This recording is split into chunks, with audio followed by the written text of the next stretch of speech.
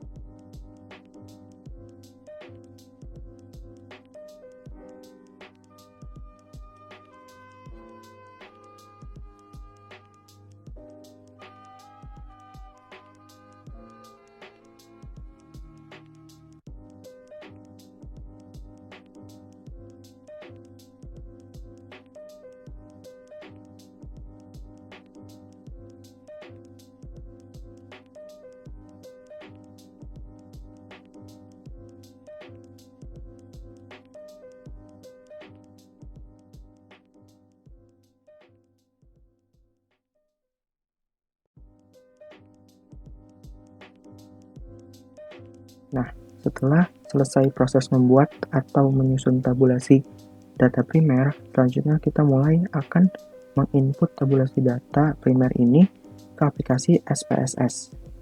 Pertama, saya akan membuka aplikasi SPSS terlebih dahulu.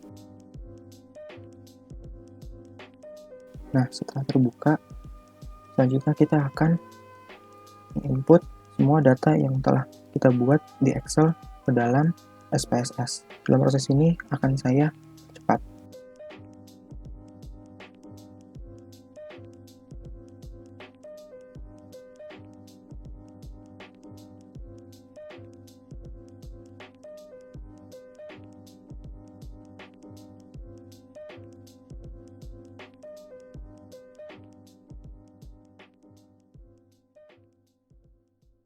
Setelah proses kustomisasi dari variabel view, kita akan lihat ke data view. Setelah data dirasa sudah sesuai, maka kita masuk ke dalam tahap analisis. Di sini akan saya percepat kembali.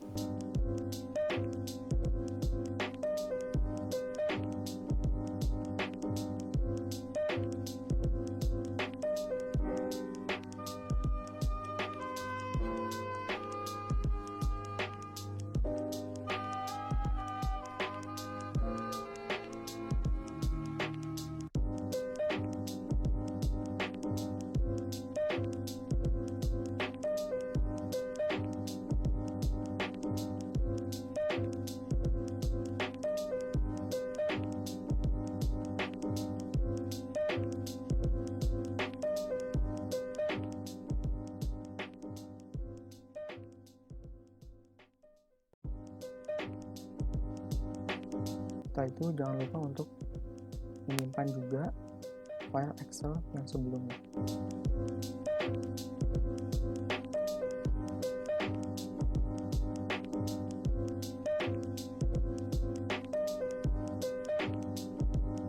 Dan untuk proses menyusun tabulasi data primer dan menginputnya dari Microsoft Excel ke SPSS sudah selesai. Selanjutnya kita akan beralih pada tabulasi data sekunder. Seperti sebelumnya, saya akan mempercepat proses penyusunan tabulasi data sekunder.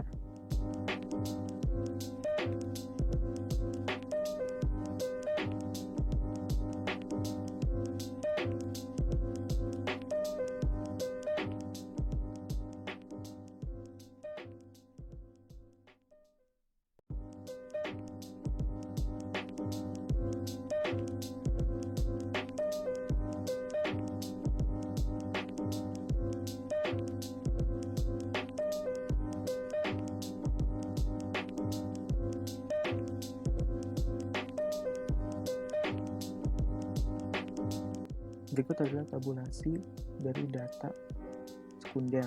Selanjutnya kita akan menginputnya dari Microsoft Excel ke aplikasi SPSS. Setelah aplikasi SPSS-nya terbuka, kemudian langsung saja kita copy pastekan data sekunder yang sebelumnya sudah kita buat.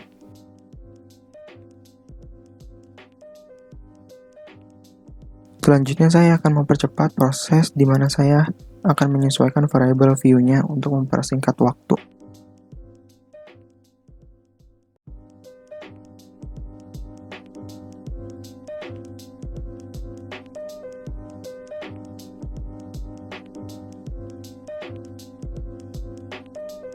Setelah proses penyesuaian selesai dan dirasa telah sesuai, maka selanjutnya kita lihat ke data view kembali, terus sesuaikan.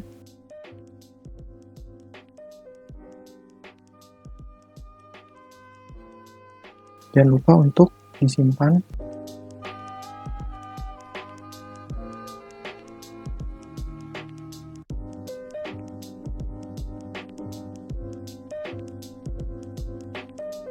Setelah proses penyimpanan file, jangan lupa untuk menyimpan juga file Excel yang telah kita buat sebelumnya.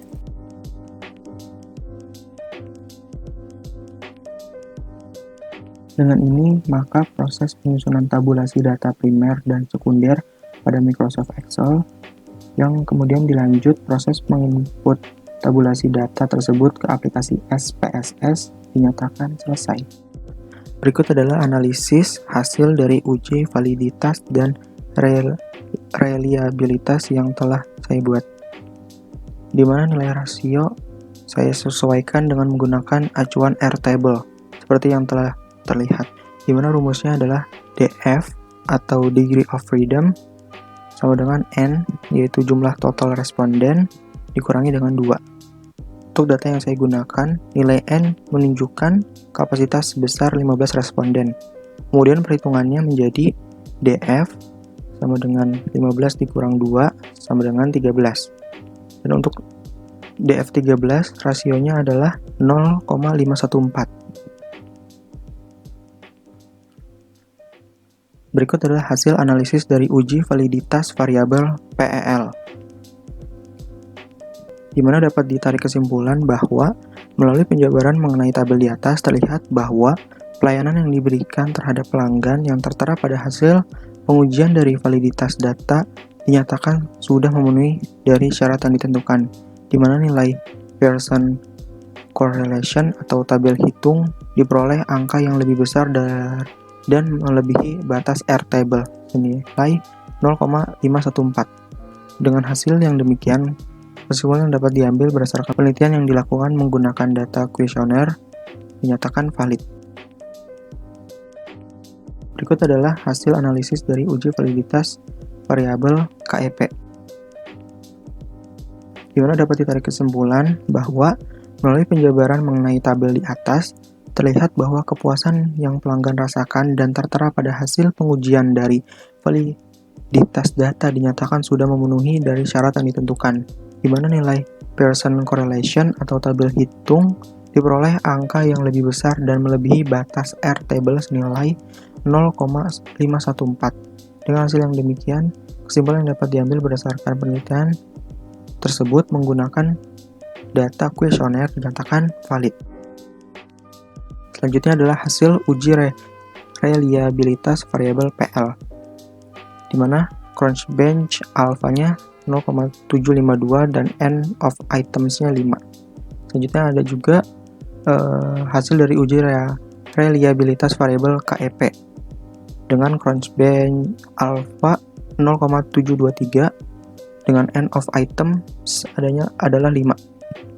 Melalui hasil yang dimuat dalam tabel uji reliabilitas antara variabel PEL dengan variabel KEP dapat menjelaskan bahwa data yang digunakan pada penelitian ini merupakan data yang reliable.